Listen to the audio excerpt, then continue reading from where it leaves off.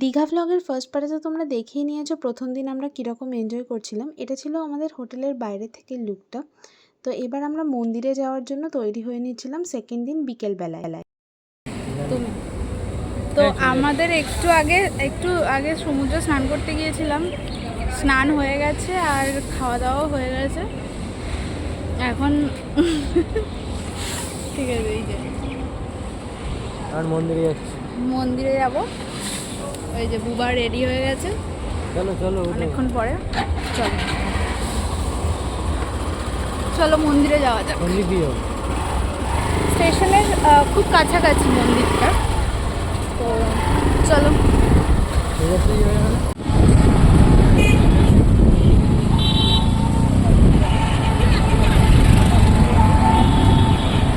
এগুলো লাইটিং রাত্রে জ্বলে।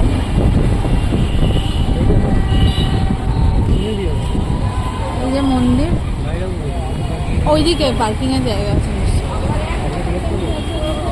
পার্কিংটা কোন দিকে?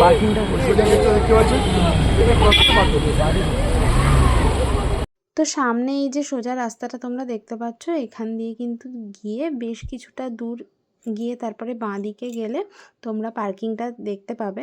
মেনলি 2 চাকা বা 4 চাকার জন্যই পার্কিংটা করা হয়েছে।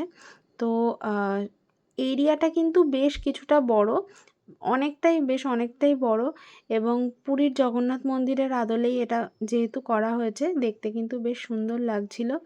এবং খুব বড় বড় করে এখানে জগন্নাথ ধাম লেখা রয়েছে। আর এই যে গেটটা তোমাদেরকে আমি দেখাচ্ছি, জগন্নাথ ধাম বলে লেখা, এই গেটটা দিয়েও কিন্তু বেশ কিছু মানুষ প্রবেশ করছিলেন, যারা হয়তো ওই সাইডটায় তোমরা দেখলে লাইন দেওয়া ছিল, লাইন দিয়ে যে সমস্ত মানুষরা ঢুকছিলেন। কিন্তু আমরা কিন্তু আমাদের কোনো গেট পাস বা কিছু ছিল না, বাট এখানে লাইন দিতেও হচ্ছিল না। আমি ঠিক এই ব্যাপারটা বুঝতে পারিনি। যাই হোক, আমাদের যেহেতু পার্কিংয়ের ব্যাপার ছিল, এখানে পার্কিং কিন্তু নো কস্ট, কোনো রকম টাকা লাগছে না। আর কনস্ট্রাকশনের কাজ এখনও চলছে, পুরোপুরিভাবে কিছুই মানে শেষ হয়নি এখনও। ভিতরেও চলছে, বাইরেও এই চৈতন্যদ্বার বলে যেটা, ওটা হচ্ছিল সামনে অনেকটাই। তো বাইরে থেকে তো ভিউটা অসাধারণ লাগছিল, বিকেলবেলা পড়ন্ত রোদে, আর একটু হালকা মেঘও ছিল, বেশ সুন্দর লাগছিল দেখতে। তো এই গেটটা, এই যে চৈতন্যদ্বার যে গেটটা দেখছো, এই গেটটা পাস করেই কিন্তু বাঁহাতে পার্কিংয়ের রাস্তাটা চলে গেছে। আর যেহেতু জগন্নাথ মন্দির 30শে এপ্রিল উদ্বোধন হয়েছিল, তারপরে আমরা মে মাসেই গিয়েছিলাম, প্রচুর মানুষ কিন্তু এখানে এখন ভিড় জমাচ্ছে এবং এখনও চলছে আর কি। মোটামুটি রথযাত্রার টাইমেই আমি ভিডিওটা পোস্ট করছি। তো যেমন তোমরা দেখতে পাচ্ছ, কনস্ট্রাকশনের কাজ কিন্তু কন্টিনিউ চলছে। আর এখানে একটু এগিয়ে গিয়ে আমি দেখতে পেয়েছিলাম একটা ওয়াচ টাওয়ার। এই ওয়াচ টাওয়ারটা থেকে সম্ভবত দীঘার যে ডিস্ট্রিক্ট পুলিশরা আছেন, মেদিনীপুর ডিস্ট্রিক্ট পুলিশ, ওখান থেকে হয়তো লক্ষ্য রাখা হয়।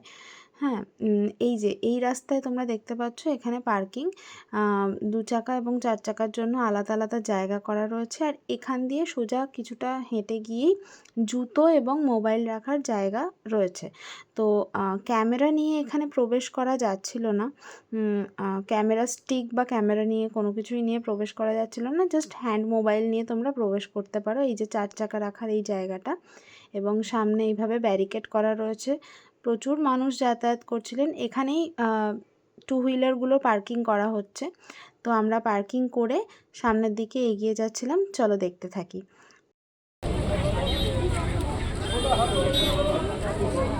क्या बोल रहा है? कुछ नहीं बोल रहा, चलो बंद कर दो। বন্ধ করবো না। बंद करो।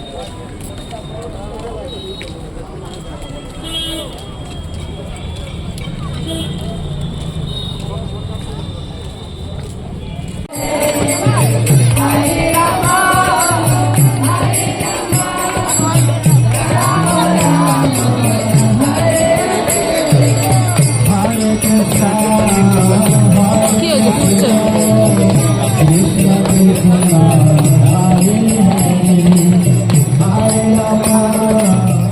তো এবার পার্টিকুলারলি মন্দির নিয়ে তোমাদের আমি কিছু কথা বলবো। ঢোকার মুখে ওখানে কিছু গার্ডস এবং পুলিশ থাকায় ওখানে আমি ঢোকার মুখের ভিডিওটা করতে পারিনি। ঢোকার পরে কয়েকটা শর্টসের ভিডিও তোমাদের সাথে শেয়ার করব। বাট সামনের দিকটা এরকম পুরীর মতোই, যেমন পুরীতে এরকম একটা কালো গম্বুজ রয়েছে, ঠিক ওরকম একটা পিলার টাইপের এখানে করা হয়েছিল। বেশ কিছু এখানে আসলে না আমার একসাথে দুটো জিনিস মনে হয়েছে, আমরা দুজনেই এটা আলোচনা করছিলাম যে একসাথে মায়াপুর এবং পুরী দুটো একসাথে মিশে গেলে যেরকম ভাইবস লাগে, ঠিক কিছুটা ওরকম ভাইবস লাগছিল। ভীষণই সুন্দর ভিতরের কারুকার্য ছিল, খুব ভালো ইন্টেরিয়ার ডিজাইন। আর পুজোর ব্যবস্থা তো এখনও চালু হয়নি, তাই শুধু দর্শনের জন্যই যেহেতু মন্দিরটা ওপেন করা হয়েছে, তাই শ্রী জগন্নাথ দেব, বলরাম এবং সুভদ্রাকে আমরা ওখানে জাস্ট দর্শনই করতে পেরেছিলাম। এবং দর্শনের ওখানেও বুঝতেই পারছো নতুন নতুন মন্দির ওপেন হয়েছে, প্রচণ্ড ভিড়, প্রচণ্ড ঠেলাঠেলি। হ্যাঁ, আর তোমাদেরকে আমি একটু দেখিয়ে দিচ্ছি জাস্ট লোকটা, আর মানে কি পরিমাণ লোক যে হয়েছিল। আর এখন হয়তো আরও ভিড় বেশি।